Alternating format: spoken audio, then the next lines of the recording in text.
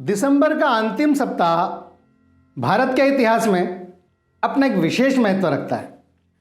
सिख परंपरा में जो एक बलिदानी परंपरा है उसका मूर्त रूप देखने को मिलता है। एक गीत की पंक्तियां हैं, वो शायद चरितार्थ होती हैं।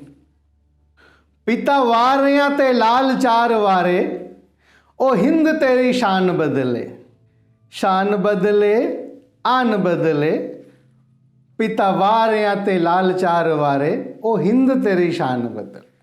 पिता जिना दे तेग बहादुर, मां गुजरी के जाए, ओ हिंद तेरी शान बदले। ये गीत पंजाब के गांव-गांव में गुनगुनाया जाता था। इसके पीछे की जो परंपरा थी उस परंपरा को जगाने के लिए नौजवानों में बलिदानी भाव जागृत रहे। देश के लिए, मातृभूमि के लिए, धर्म के लिए, सनातन धर्म के लिए प्राण उत्सर्ग तक त्याग की भावना जागृत रहे। इस भाव के साथ मैं राम सिंह आप सभी दर्शकों का अभिवादन करता हूं। आपको जानकारी अच्छी लगे तो इसे अपने इष्ट मित्रों के संग साझा करें, लाइक करें और कमेंट करें। सिख परंपरा के अनुसार यानी 21 दिसंबर से लेकर 27 दिसंबर तक इन्हीं 7 दिनों में गुरु गोविंद सिंह जी का पूरा परिवार शहीद हो गया।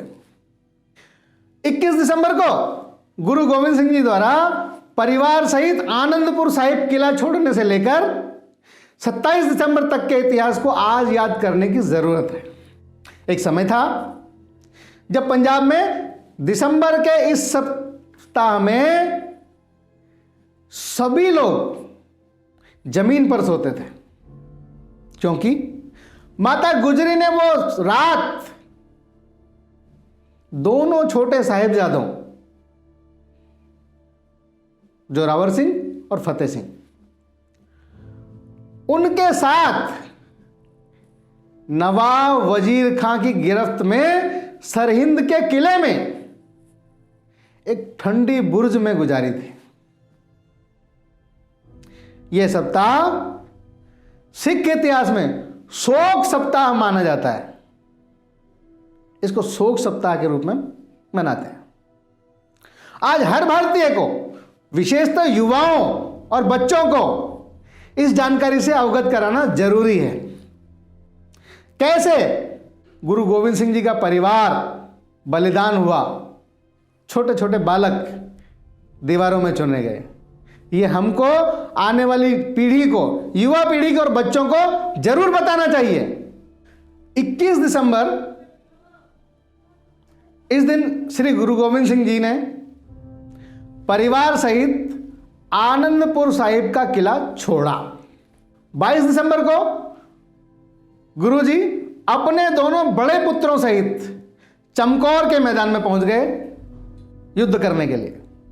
और गुरु साहिब की माता और छोटे दोनों साहिबजादे, वो एक उनका गंगू नाम का सेवक था जो कभी गुरु घर का रसोइया हुआ करता था, उन्हें अपने साथ अपने घर ले गया।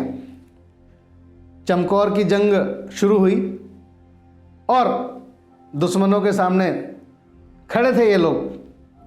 गुरु के बड़े साहिबजादे अजीत सिंह उम्र 18 वर्ष, छोटे साहिबजादे श्री जुझार सिंह उम्र महज 14 वर्ष, अपने 11 अन्य साथियों के साथ धर्म और देश की रक्षा के लिए युद्ध में जुट गए। एक दृश्य ऐसा आया, ऐसी मारकाट मचाई उन्होंने, आज भी मुगल कांपते हैं उस घटना को याद करके। और इस युद्ध में वो दोनों बड़ी वीरता से लड़े और वीरगति को प्राप्त हुए। 23 दिसंबर को गंगू जो उनका सेवक था, उसने गद्दारी करते हुए गहने और अन्य सामान चोरी करने के उपरांत तीनों,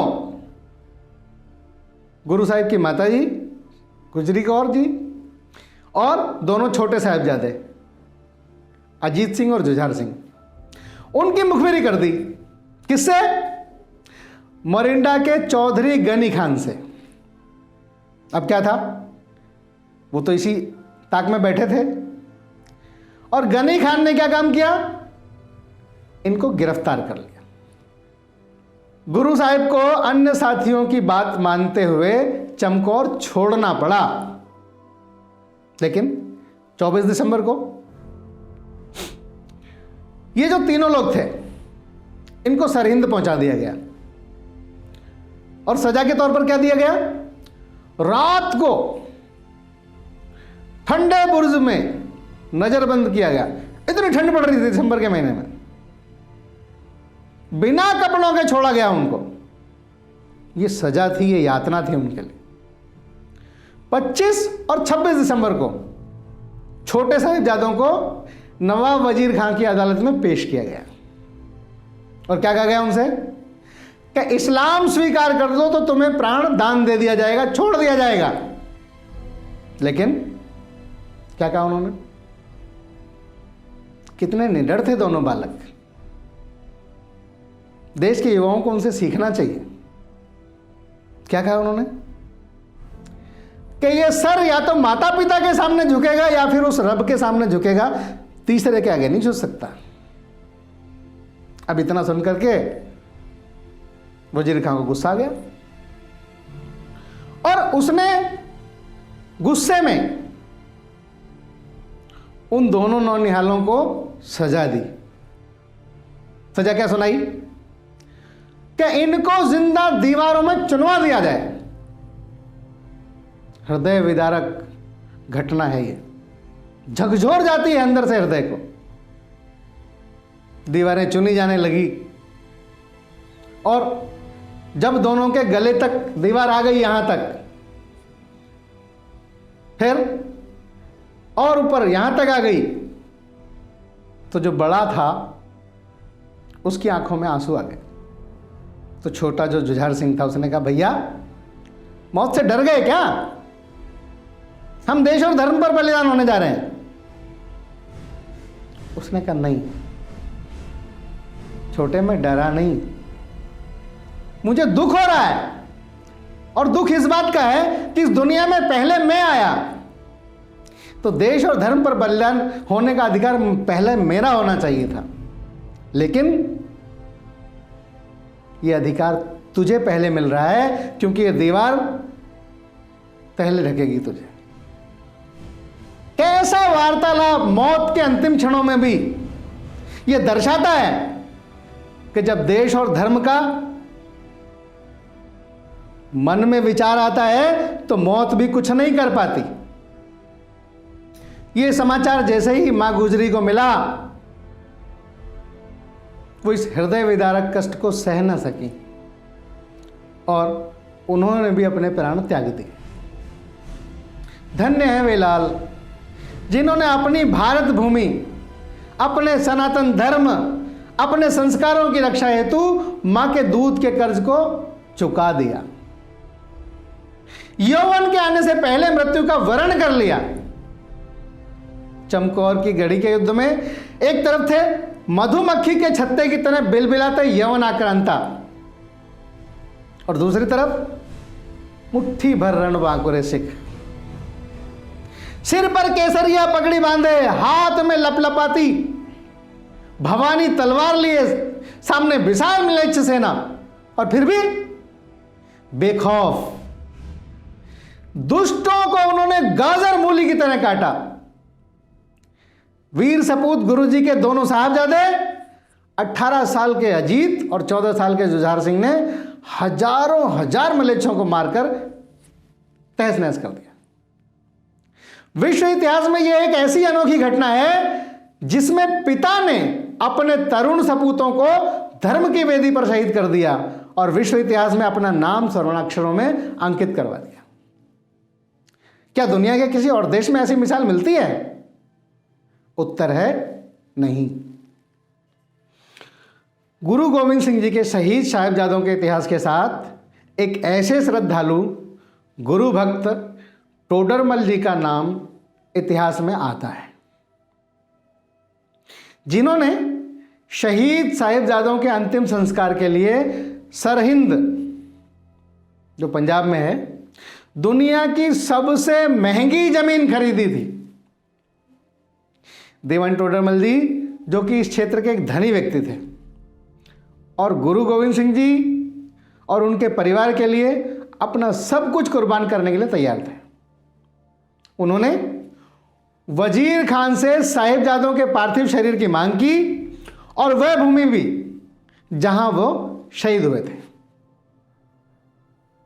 और वहीं पर उनकी अंत्येष्टि ये करने की इच्छा प्रकट की। अब वजीर खान भी दुष्ट था, उसने भूमि देने के लिए एक बड़ी अटपटी सी शर्त रख दी उनके सामने। तो कहने लगा कि इस भूमि पर सोने की मोहरें बिछाने पर जितनी मोहरें आएंगी वो होगी इस भूमि की कीमत, उतना दाम देना पड़ेगा। मित्रों, दीवान टोडरमल जी ने अपने सब भंडार खाली करके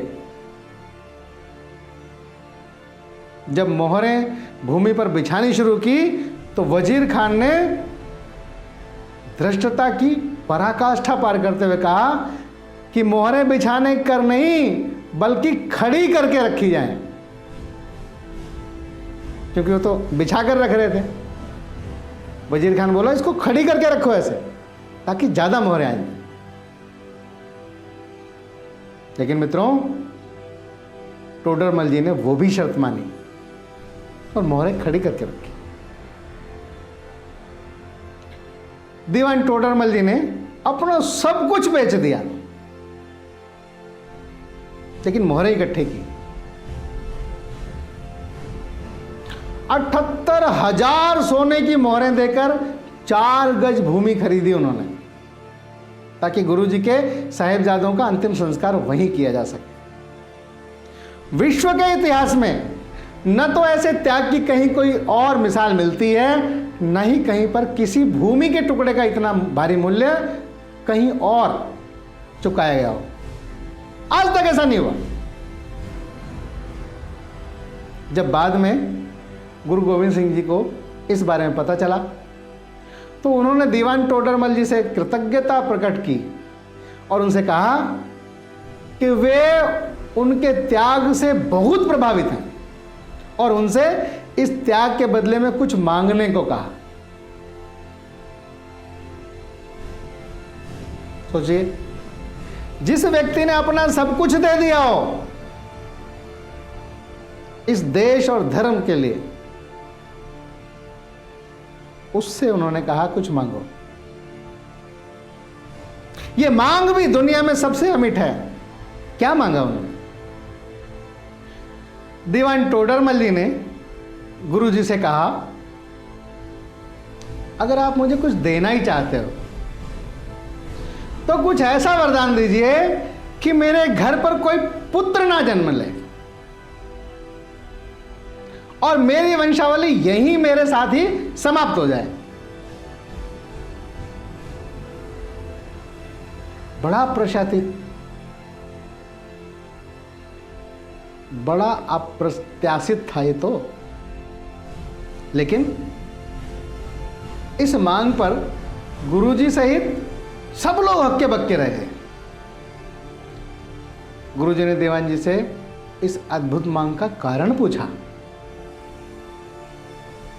तब दीवान टोडरमल जी ने उत्तर दिया कि गुरुजी, ये जो भूमि इतना महंगा दाम देकर खरीदी गई है, आपके चरणों में न्योछावर की गई है। मैं नहीं चाहता कि कल को मेरी आने वाली नस्लों में से कोई कहे कि यह भूमि मेरे पुरखों ने खरीदी है। देश और धर्म के लिए त्याग और बलिदान का ऐसा अनूठा उदाहरण दुनिया में और कहीं देखने को नहीं मिलता।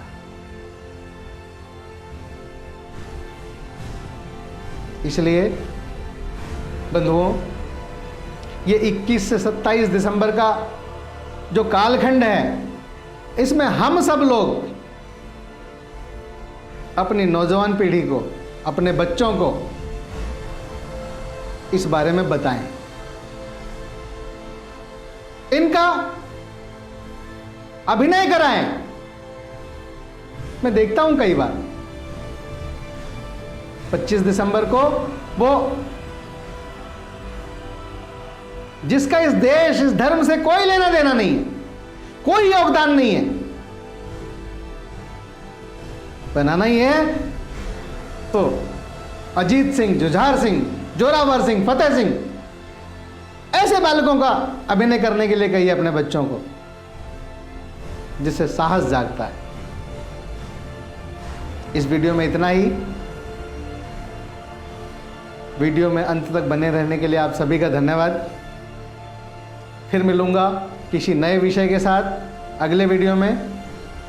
तब तक के लिए नमस्कार।